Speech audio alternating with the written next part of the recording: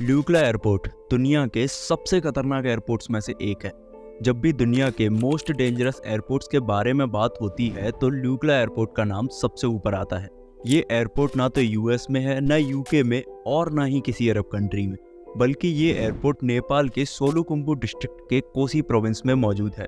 कोशी की nature conditions काफी सारे टूरिस्ट को अट्रैक्ट करती हैं और ये स्पॉट माउंट एवरेस्ट जाने वाले क्लाइंबर्स के लिए एक चेक पॉइंट की तरह काम करता है। इसी वजह से यहाँ हर साल लगभग 1,30,000 से भी ज़्यादा टूरिस्ट अपनी एडवेंचर जर्नी को पूरा करने के लिए आते हैं। मगर कोशी की क्लाइमेट कंडीशंस ही ल्यूक्ला एयरपोर्ट को वर्ल्ड्स मोस्ट डेंजरस एयरपोर्ट का टाइटल भी देती हैं। और इसका प्रूफ ये है कि यहाँ साल 2000 से लेकर और अब तक लगभग 17 से भी ज़्यादा फ्लाइट्स क्रैश हो चुकी हैं। मगर सोचने वाली बात यह है कि ल्यूक्ला एयरपोर्ट पर प्लेन्स के साथ ऐसा क्या होता है जिससे वो अचानक से क्रैश हो जाते हैं, और ऐसी कौन सी चीज़ें हैं जो ल्यूक्ला एयरपोर्ट को वर्ल्ड्स मोस्ट डेंजरस एयरपोर्ट का टाइटल देती हैं। लेकिन अब यहाँ ज़्यादातर टूरिस्ट सिर्फ इस एयरपोर्ट को देखने के लिए ही आते हैं। इस एयरपोर्ट को साल 1964 में सर एडमंड हिलेरी के सुपरविजन में बनाया जाना था, और जो उनका ओरिजिनल प्लान था उसके अकॉर्डिंग इस एयरपोर्ट को थोड़ी बड़ी और फ्लैट सरफेस पर बनाया जाएगा।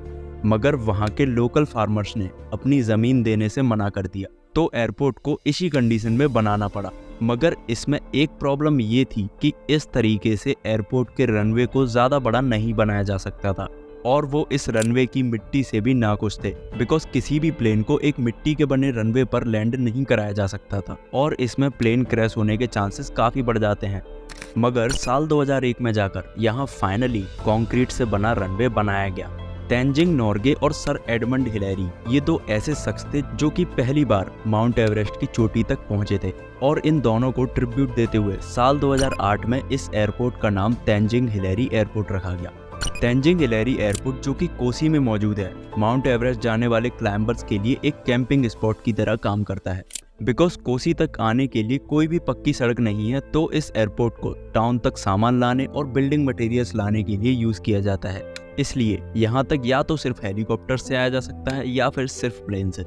यहाँ से ज़्यादातर फ्लाइट्स सिर्फ काठमांडू और मंथाली के लिए ही जाती हैं, और उसमें भी 50% से भी ज़्यादा फ्लाइट्स लो विजिबिलिटी और वेदर कंडीशंस के चलते कैंसिल कर दी जाती हैं। अगर हम किसी भी नॉर्मल फ्लाइट की बात करें तो वहाँ 0.001% से भी कम चांसेस होते हैं कि कोई प्लेन क्रैश होगा। मतलब कि 11 मिलियन में से कोई एक फ्लाइट ऐसी हो सकती है जिसके साथ किसी खराबी के चलते क्रैश हो जाए।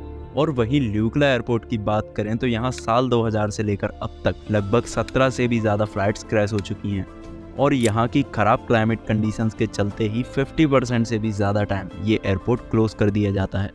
ल्यूक्ला एयरपोर्ट को हमेशा ही वर्ल्ड्स डेंजरस एयरपोर्ट्स की लिस्ट में टॉप पर रखा जाता है, और उसके पीछे के कुछ बहुत ही इंपॉर्टेंट कारण भी है जो आपको जानना बहुत ज़रूरी है। एक ही रनवे होने की वजह से टेक ऑफ और लैंडिंग दोनों इसी रनवे से की जाती हैं।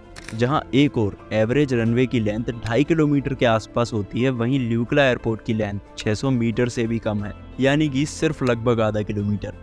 जिसमें सबसे बड़ी प्रॉब्लम यही है कि अगर टाइमिंग थोड़ी भी मिसमैच हुई तो प्लेन का क्रैश होना पक्का है। बिकॉज रनवे से आगे अगर प्लेन टेक ऑफ नहीं कर पाया तो वो सीधा खाई में जा गिरेगा, और सेम सिचुएशन में प्लेन लैंड कराते वक्त अगर प्लेन सक्सेसफुली लैंड कर भी जाता है तो 500 मीटर के बाद सामने ही खड़ी दीवार है जिसके लिए प्लेन को स्लो करना पड़ेगा।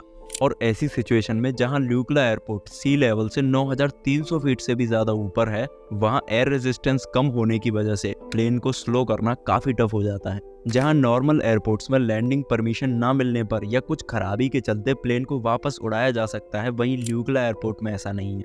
यहाँ गो अराउंड के चांसेस बहुत कम होते हैं, और अगर एक बार लैंडिंग के लिए अप्रोच की गई तो प्लेन को लैंड कराना ही पड़ेगा, वरना वो क्रैश भी हो सकता है। इन सभी रिस्क फैक्टर्स के चलते नेपाल की सिविल एविएशन अथॉरिटी ने पायलट्स के लिए कुछ हाई स्टैंडर्ड सेट करे हैं, जिनके चलते सिर्फ ऐसे एक्सपीरियंस्ड पायलट ही चुने जाएंगे जो कि 100 से ज़्यादा शॉर्ट टेक ऑफ और लैंडिंग मिशंस कंप्लीट कर चुके हैं, और 10 साल से ऊपर का शॉर्ट फ्लाइट टेक ऑफ और लैंडिंग का एक्सपीरियंस भी है, और ल्यूक्ला में भी कम से कम 10 फ्लाइट्स कंप्लीट कर ली हो। इन सभी क्राइटेरियाज को पूरा करने के बाद ही कोई पायलट वर्ल्ड के डेंजरस एयरपोर्ट के लिए फ्लाई कर सकता है, और इस एयरपोर्ट पर आगे और भी ऐसी कोई घटना ना हो, इसके लिए नेपाल गवर्नमेंट ने काफ़ी कदम उठाए हैं। नेपाल के छोटे से टाउन कोसी में बना हुआ ये एयरपोर्ट अपनी इसी अनोखी खासियत के चलते वर्ल्ड वाइड जाना जाता है और ये 20 साल से भी ज़्यादा अपने इसी टाइटल को अभी तक संभाले हुए हैं। But I suggest you right वाली वीडियो चाहकर भी स्किप मत करना, बिकॉज उसमें ऐसे फैक्ट्स पर बातें की गई हैं जो आपने शायद ही पहले कभी देखे होंगे। और हाँ, वीडियो को लाइक और चैनल को सब्सक्राइब करना मत भूलना। मिलते हैं नेक्स्ट वीडियो में, तब तक के लिए गुड बाय।